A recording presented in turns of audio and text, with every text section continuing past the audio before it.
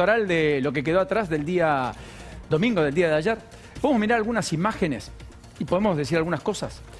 Ya está también con nosotros Javier Correa para analizar un poquito todo esto, pero el mapa de los resultados es bastante elocuente, porque en principio ganaron los oficialismos, los 4, lo habíamos contado respecto a las elecciones chiquititas, circunscriptas de Río Negro. Acá no se cambió el eje, ganaron los oficialismos. Efectivamente creció la Libertad Avanza, pero no en la magnitud volumen que algunos auguraban. Se ha desangrado el PJ en algunas provincias, salvo Chaco, pero se desangró, y en Chaco también volvió a perder. Aumentó la apatía, es decir, la cantidad de gente que o no concurrió a votar, o votó en blanco, o anuló su voto. No fueron pocos, en algunas jurisdicciones alcanzaron casi a la mitad del total de los que estaban habilitados para votar. Miren lo que es esto. Ya la tendencia es clara desde el 2021. Votó bastante menos gente en todas las provincias, en las 4 que eligieron ayer. En todas cayó la cantidad de participación, la cantidad de personas que concurrieron al comicio.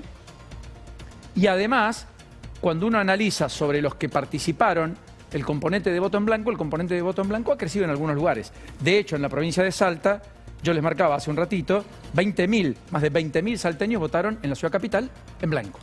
Más de 20.000. Así que efectivamente este es otro de los denominadores de lo que ha ocurrido ayer. Y ayer también se vio la alta atomización. Ningún triunfador pudo ganar con el 50%. Ninguno lo alcanzó. Y eso es porque muchos partidos, con el 1, el 1,5, el 2, el 2,5, el 3% de los votos, generaron en la base de la pirámide 15-20% del sufragio. Es decir, que 1 de cada 5 de los que fue a votar no eligió a las 2 o 3 opciones mayoritarias. En Chaco, ayer gana el gobierno, Esdero, con el acuerdo con la Libertad Avanza. Retengan este número, 45% de los votos. Capitanich, 33,66. O sea, Capitanich pierde por 60.000 votos. Tal vez alumbrando una de las últimas elecciones de Capitanich. El hombre fuerte, políticamente hablando, de Chaco en otros tiempos. El Frente Primero Chaco, que es una escisión del peronismo, con un candidato que tenía el respaldo de algunos intendentes del interior en la provincia de Chaco, sacó el 11,25% de los votos. Casi los 60.000 votos que le faltaron a Capitanich para ser competitivo y estar casi palmo a palmo con Julio Ferro, el candidato del acuerdo entre Esdero, toda su coalición, y la Libertad Avanza. Ahora, más allá de esto, fíjense además el mapa, cómo está la pintura, ¿no? Porque esto también un poco grafica. Más allá de esto, miren lo que pasaba en 2023, que fue la elección que ungió a Esdero como gobernador. Esdero saca exactamente casi la cifra que saca Ferro ahora. Incluso sacó más votos. Sacó casi 100.000 votos más porque participó más gente además. Elección ejecutiva. Y Capitanich perdió más de 115.000 votos. Pero tuvo en términos porcentuales una caída de 8 puntos. Y la otra expresión del peronismo, que en aquel momento era Gustavo Martínez, con 5%, es lo que explica la mayor caída de Capitanich respecto a el propio Esdero, el gobernador. Porque en realidad, en términos de votos, Esdero perdió votos, pese a que sumó la Libertad Avanza. Y que ejerce el Ejecutivo y que gobierna hace 2 años. Y que tuvo una gran victoria. Así que, como todo en la vida, hay una cuestión de relativo análisis en el día después. En el choque contra las expectativas, en lo que uno pueda mirar o observar de manera detenida. Todos ayer tenían algún motivo para algún festejo, salvo el peronismo, que fue explícito. En el peronismo, Jaldo, el gobernador de Tucumán, dijo, y no quiero salirme del textual, el peronismo tiene que hacer una autocrítica. Anoche no teníamos que festejar.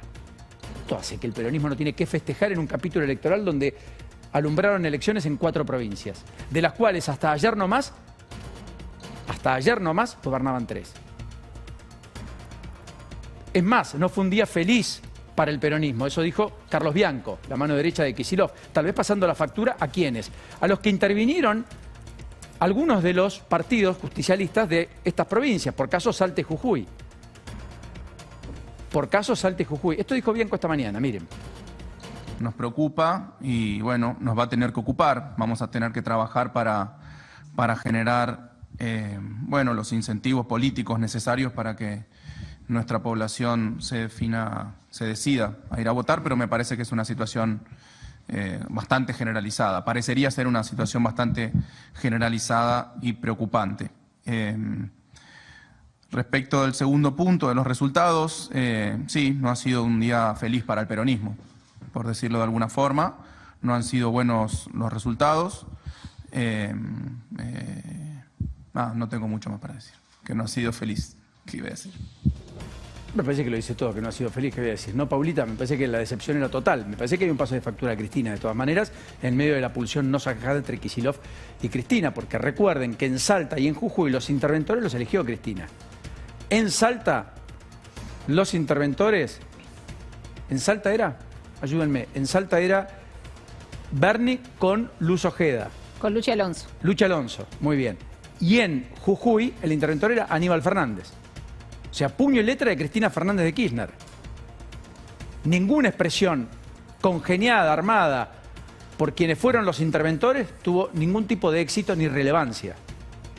Ni relevancia. Mostrando el ocaso de algunas figuras que me parece van a tener que ser recicladas, van a tener que ser modificadas o cambiadas. Porque ya el clima de época los eyectó, me da la impresión. Pero bueno, lo de Kicillof es un poco eso, ¿no? La lectura respecto a lo que pasó en el día de ayer.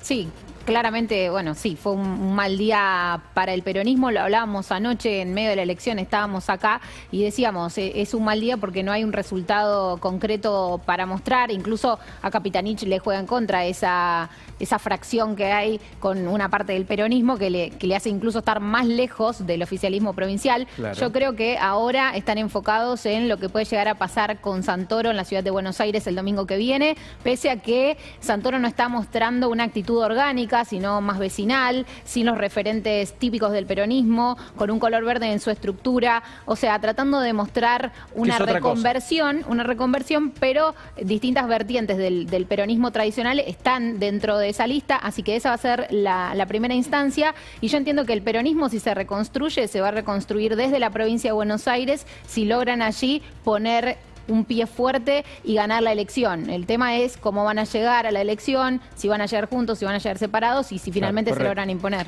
En cualquiera de los casos, para cerrar el capítulo, Chaco, Esdero logra 8 de las 16 bancas que se pusieron en juego.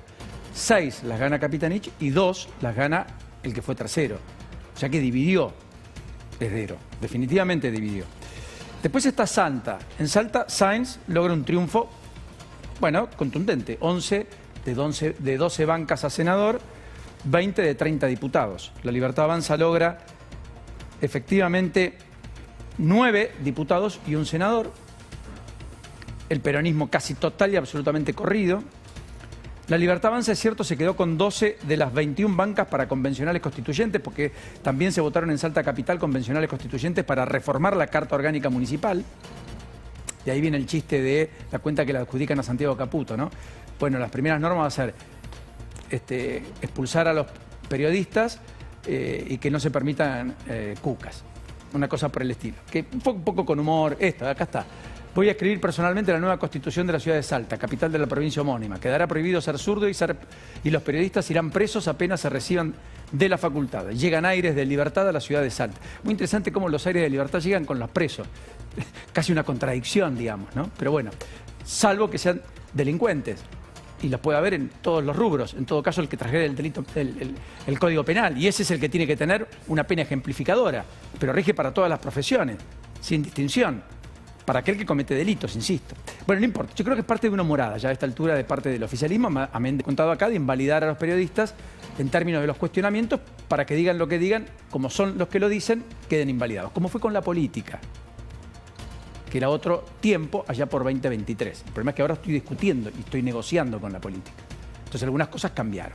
Bueno, resultado de las elecciones a senadores provinciales. Y este es el dato que el gobierno más difundió y más viralizó. La ciudad capital, donde está el 41% del padrón electoral y efectivamente la Libertad Avanza obtiene una victoria no prevista con 35% de los votos.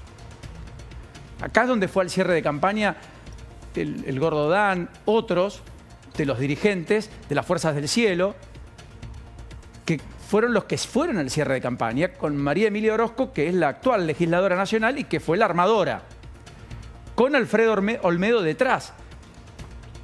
Un Olmedo que quizás, tal vez, sea la expresión a gobernador en 2027 de la propia Libertad Avanza, aquel que tuviese durante tanto tiempo la campera amarilla como símbolo del PRO y que fuera la expresión del PRO del 2015 hasta acá. Esto decía Olmedo. hoy! ¡Qué alegría! Salta se vistió de violeta. Y así como dice el dicho, que donde uno levanta una piedra en Salta sale un cantor, donde levanta la piedra en Salta ahora sale un liberal gritando ¡viva la libertad, carajo! El gobernador no quería que participemos, nos querían proscribir, nos querían dejar de lado, nos querían comprar los candidatos, no quisieron hacer de todo. No se preocupe tanto, gobernador, cumpla lo que firmó en mayo en Tucumán, que tiene que bajar el gasto público, si no Roque se lo va a bajar con la motosierra.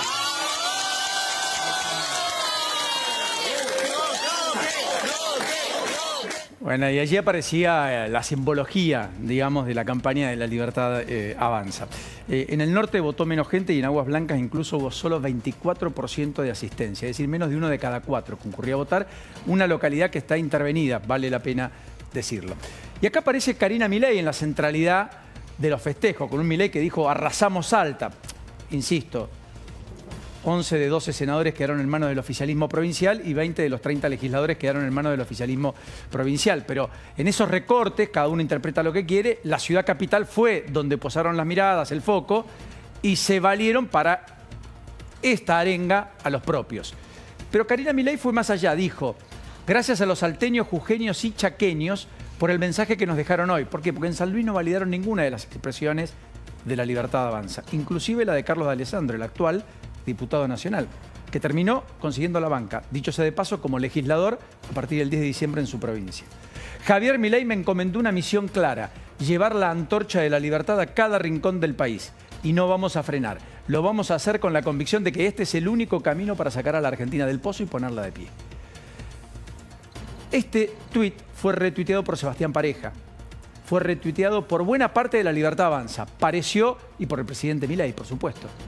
Pareció casi el respaldo explícito, si es que respaldo le faltaba, a la estrategia de Karina Milei en medio de algunas discusiones, por cierto, bastante explícitas con Santiago Caputo respecto a la estrategia electoral, a cómo hacer los cierres y cómo hacer los acuerdos, en particular en la vasta geografía argentina. Este es Sebastián Pareja, de norte a sur, de este a oeste, ella es el jefe.